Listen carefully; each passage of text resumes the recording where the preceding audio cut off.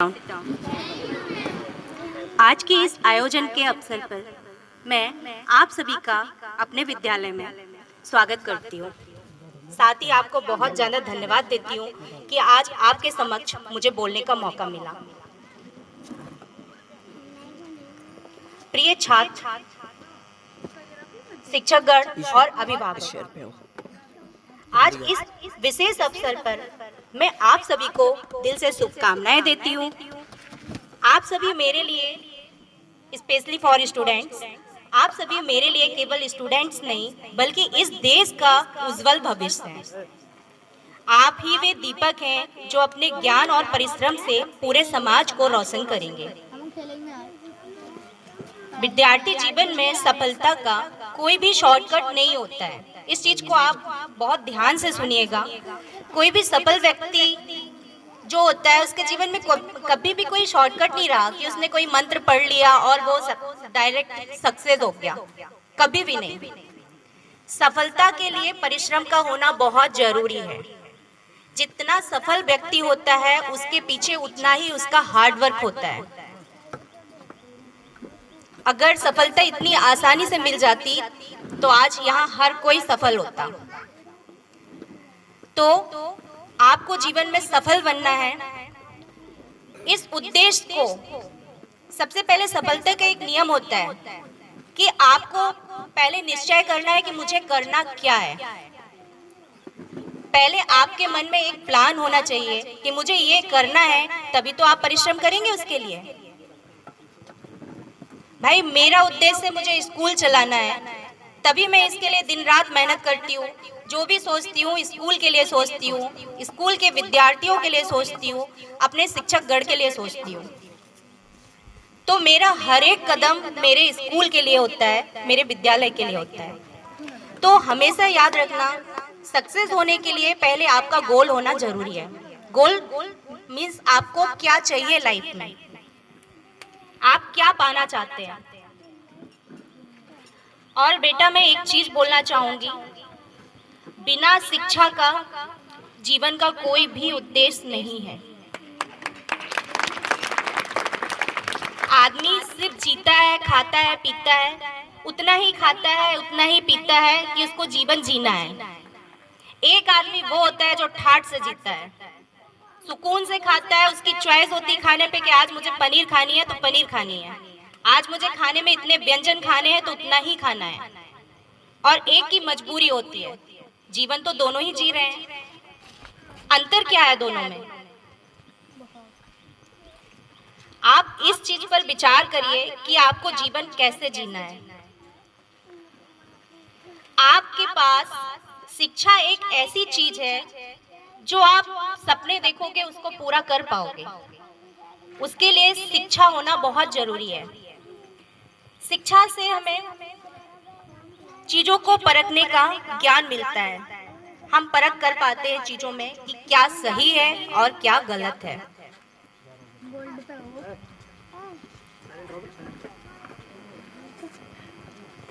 मैं आपको एक नॉर्मल सा एग्जांपल देती हूँ। पेरेंटिंग क्या होती है? पेरेंटिंग माता पिता क्या होते हैं? सिर्फ बच्चों को खिलाना पिलाना, अच्छे कपड़े पहना देना, ये हमारे पेरेंटिंग के अंदर आता है क्या? क्या लगता है आप सभी पेरेंट्स को? क्या है आपका ओपिनियन? मैं किसी से पूछना चाहूंगी, अगर कोई जवाब देना चाहे। क्या लगता है सर आप लोगों को कि पेरेंटिंग में क्या होता है? अच्छे माता पिता क्या होते हैं कि आज हमने खाने में 6 पकवान बनवा दिए, मेरा बच्चा आज खुश है, मैं बहुत अच्छे से खिला रहा हूँ या खिला रही हूँ, या जो भी मैंने आज इसके लिए कर दिया। भाई कोई फेस्टिवल आ रहा है, मैंने उसको बहुत अच्छे से घर को सजवा दिया, सब कुछ कर दिया। तो ये सही है कि हमारे बच्चों के लिए? भाई आज आप हैं तो आप सब सुविधा बच्चों को देंगे, जब आप नहीं होंगे तब बच्चे क्या करेंगे? तो हम सभी पेरेंट्स को एक चीज सोचनी चाहिए कि हमें बच्चों के लिए जमीन जायदाद नहीं रखनी है, हमें बच्चों को उनको शिक्षा देनी है। इतनी शिक्षा दीजिए कि कल को बच्चा आपका कलेक्टर बने, वो अपने साथ साथ आपका भी घर संभाले, आपको भी चीजों का भाई उसका देखने का, सोचने का, सब कुछ करने का नजरिया बहुत अलग होगा।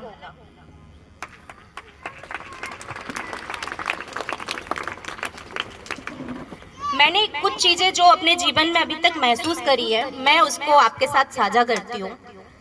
मेरी जो भी उम्र है, मैंने इस उम्र में एक चीज देखी है, जैसे घर में जब बच्चे पैदा होते हैं, ऑब्वियसली मेरे घर में भी हुए हैं, तो जब घर में परिवार में बेटियां पैदा होती हैं तो पेरेंट्स को टेंशन हो जाती है उसी दिन से कि भाई बेटी हुई है, चलो कोई बात नहीं, अभी टाइम है, शादी के लिए पैसा जमा कर लेंगे।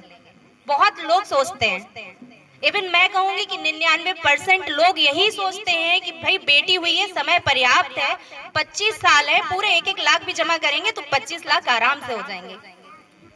कभी किसी पिता ने ये नहीं सोचा कि 25 साल है, मैं इसको इतना लायक बनाऊंगा कि ये मेरा घर तो छोड़ो मेरे पूरे गांव को रोशन करेगी। किस पिता ने सोचा ये? कभी ऐसा सोचिए तो। हम खुद अपने बच्चों के लिए इतना नहीं सोचते हैं और हम बच्चों से उम्मीद करते हैं कि भाई मेरा बच्चा अपने आप बने। भाई विचार तो हम ही डाल रहे हैं ना उसके अंदर। मैं आपको एक और एग्जांपल दूंगी, ये मेरे जीवन का एक छोटा सा अनुभव है। मैं छत्तीसगढ़ में रही हूँ, पली बड़ी तो मैं कोंच में ही हूँ, और मेरी जो शुरुआती शिक्षा है वो यहीं के विद्यालय में हुई है, क्लास 3rd तक। उसके बाद मैं रायगढ़ में पढ़ी हूँ, 6th तक, हाँ 6 कक्षा 6वीं तक मैं रायगढ़ में पढ़ी हूँ। रायगढ़ छत्तीसगढ़ में आता है, उड़ीसा के पास है। फिर पापा का ट्रांसफर हुआ और मैं पहुंच गई बिलासपुर। बिलासपुर उससे भी बड़ा शहर है छत्तीसगढ़ में, रायपुर और 2nd नंबर का बिलासपुर। जब मैं वहां पहुंची तब मुझे एक्चुअल में शिक्षा होती है क्या ये समझ में आया, तब मैं क्लास 7th में थी। क्योंकि यहाँ तो ये था कि मैं जिस स्कूल में थी कोंच में, पढ़ लिया, पास हो गए, कुछ पता ही नहीं है, दिन भर खेल रहे हैं, कोई ऐसा था ही नहीं। जीवन में एक ही उद्देश्य था, मैं ताऊ जी के पास रहती थी, देखा कि ताऊ जी डॉक्टर है तो बस मुझे भी डॉक्टर ही बनना है, इसके अलावा कुछ देखा ही नहीं, कुछ इतना था ही नहीं। पेशेंट घर पे आते थे तो इतनी नॉलेज हो गई थी कि जब बुखार के लिए कोई आए तो पैरासीटामोल उठा के दे देना है, पेट दर्द के लिए आए तो बैरलगल दे देना। मतलब 5 साल की उम्र में, 7 साल की उम्र में मुझे दवाइयों के नाम याद थे। मुझे क्या, मेरे भाई बहन सबको याद थे कि कोई आए पेशेंट तो उसको हम लोग दे देते थे। जब कोई बहुत जिद करता है कि नहीं भाई मुझे तो दवा चाहिए है, अभी दे दो, दे दिया। सडनली जब हम वहां पहुंचे और वहां के बच्चों को मैंने फेस किया तो जो मेरे जीवन का एक पड़ाव था, मतलब ऐसा लग रहा था कि बच्चों के साथ तो मैं थी लेकिन फिर भी मैं उन लोग को समझ नहीं पा रही थी। उनका बोलने का तरीका, उनका सोचने का तरीका, सब कुछ बहुत अलग था। और मैं प्रॉपर बुंदेलखंडी बोलती थी, लोगों से बोलने में भी शर्म आती थी। बहुत टाइम लगा कि पहले तो मैं क्लास में बात ही नहीं करती थी। जब कोई कमजोर होता है ना तो वो जल्दी से खुल नहीं पाता है, उसको लगता है कि पता नहीं मैं क्या बोलूं, सामने वाला क्या समझे, कई चीजें सामने आती हैं। भाई धीरे से शुरुआत हुई, बोलना शुरू हुआ और धीरे धीरे मैंने जाना। धीरे से मैं CPMT की तैयारी करी, वहाँ स्टैंडर्ड और हाई था। ओवरऑल पूरे जीवन का जो मेरा अभी तक की मेरी लाइफ है उसका यही मैंने सारांश निकाला कि पढ़ाई एक ऐसी चीज है कि आप किसी भी व्यक्ति के सामने आप बेझिझक जाके बात कर सकते हैं। आपके अंदर एक इतनी कैपेबिलिटी होती है कि कभी भी आपको डाउट नहीं होता है कि हम किसके सामने जा रहे हैं, क्योंकि आप स्वयं में सक्षम होते हैं। अपने बच्चों को इस लायक बनाइए कि वो कभी भी कहीं भी जाएं और किसी के भी समक्ष खड़े हों तो कभी भी उन्हें अफसोस ना हो, कभी भी उनके अंदर एक डर ना हो कि मैं अपने से बड़े व्यक्ति से कैसे बात करूं। आपको सबसे पहले तो हम सभी को अपने बच्चों के लिए खुद में बदलाव लाना चाहिए। पहले हमें सोचना है कि हमें क्या करना है, अपने बच्चों से क्या करवाना है, क्योंकि हम जो चाहेंगे वही बच्चा करेगा। बच्चे ने पैदा होते ही नहीं बोला कि मुझे रोटी खानी है, मम्मी ने 4 बार बोला कि रोटी खा रोटी खा रोटी खा, नहीं खाया 2 थप्पड़ लगाए खाओ। एट लास्ट बच्चा बड़े तक रोटी ही खाता रहता है। तो ऐसे ही उसको सिखाना है कि भाई पढ़ो। क्यों नहीं पढ़ोगे? 2-4 बार मारो। भाई मार कोई बुरी चीज नहीं है। आजकल के पेरेंट्स हो गए हैं कि नहीं हम बच्चों को बिल्कुल टच नहीं करेंगे। मैं तो दोनों बच्चों को बहुत मारती हूँ। भाई इसमें क्यों इतना अफसोस करना? हम भी पिटे हैं। कुछ चीजें बहुत जरूरी है। भाई कोई चीज अगर सीधे हाथ से नहीं काम हो रहा है तो थोड़ा सा टेढ़ा करना पड़ेगा। आप सोचे बच्चे इजीली मान जाएंगे, तो बच्चे सिर्फ जिद करेंगे और अपनी चीजों को मनवाएंगे। भाई यहाँ पे जो है टीचर बाउंडेड है, आप लोग बाउंडेड नहीं है। उनको सिखाइए, समझाइए, और आपको जरूरत पड़े तो बिल्कुल छूटिए। आपके पास इतना हक है, क्योंकि बच्चों को सही रास्ते पर लाने के लिए कई बार ये चीजें करनी पड़ती है। जैसे कि मैंने बोला कि लड़कियों के पैदा होते ही दिमाग में आता है कि इसकी शादी करनी है। कहीं हम लोग यही चीज सोचने लगे कि हमें बच्चों को पढ़ाना है, तो वहां पे भी हम दो राह पे खड़े हो जाते हैं। भाई बेटा है तो हम कोशिश करते हैं इसको विदेश भेजेंगे, विदेश में शिक्षा देंगे, और कैसे ना कैसे करके हम पैसों की व्यवस्था भी कर लेते हैं। लेकिन बात अगर बेटियों की हो तो हम वहां पे फिर डाउन मार जाते हैं। हम जैसे तैसे करके सोचते हैं कि उसका 10th हो गया, 12th हो गया, और उसको कैसे भी कॉलेज करवा दो तो आप फ्री हो जाएंगे। हम लोग फ्री, हमारा काम, हमारा कर्तव्य खत्म कि हमने बच्चे को पढ़ा दिया है। भाई लड़की तो शादी करके दूसरे घर में जाएगी। पर हम ये भूल जाते हैं कि जिस बेटे को हमने विदेश भेजा है उसकी भी तो बीवी आएगी घर पे। वो भी तो उतनी ही पढ़ी होगी जितना हमने अपनी बिटिया को पढ़ाया है, काम चलाऊ। उतनी ही बहू आएगी हमारी, काम चलाऊ पढ़ी लिखी। फिर होगा क्या? बेटा विदेश से पढ़ा हुआ, एक्स्ट्रा एजुकेटेड, और बहू जो हमारी वो कम पढ़ी लिखी। फिर बताइए कैसे बनेगी दोनों में? कभी इन सब चीजों पे हमने विचार ही नहीं किया। हम सोचते बहू खराब है। भाई बहू नहीं खराब है, उसको कभी बोला ही नहीं है सब करने के लिए। एक को हमने हाई लेवल पे रखा, एक को डाउन लेवल पे रखा, और हम सोचते दोनों का मैच हो जाए। कैसे मैच होगा? भाई अगर हम चाहते कि बेटा हमारा पढ़ा हो तो हमें बिटिया को भी पढ़ाना होगा। जब हम सभी अपनी बेटियों को पढ़ाएंगे तभी हमारे घर में हमारी जो बहुएं होंगी वो भी पढ़ी लिखी आएंगी। और जो पढ़ी लिखी फैमिली होती है उनका सोचने का नजरिया, उनके बात करने का नजरिया, हर चीज आप आइडेंटिफाई कर पाएंगे।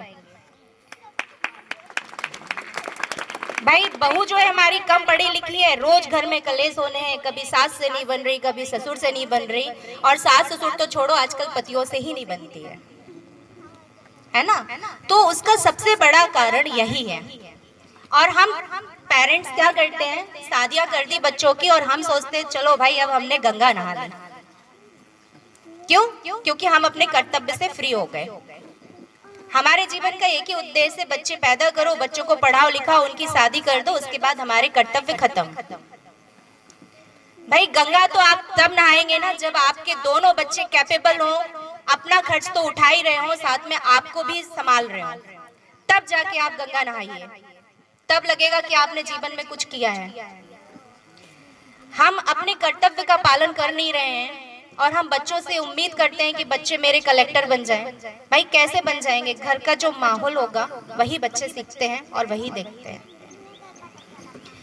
और मैं, जो मेरी यहाँ बेटियां बैठी हुई हैं, जो भी मेरे विद्यार्थी हैं, बेटा मैं आप लोग से एक चीज बोलना चाहूंगी।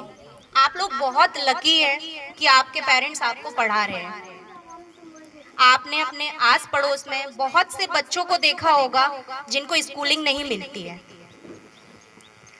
तो आप एक एग्जाम्पल सेट करिए, अपने पेरेंट्स को हमेशा प्राउड फील कराइए कि उन्होंने जो आपके लिए सोचा वो बहुत अच्छा सोचा है। आपको बाहर जाने का मौका मिल रहा है, आप अच्छे से पढ़िए और अपने माता पिता का नाम रोशन करिए। इसको देखते ही और 4 लड़कियों को बाहर निकलने का मौका मिलेगा।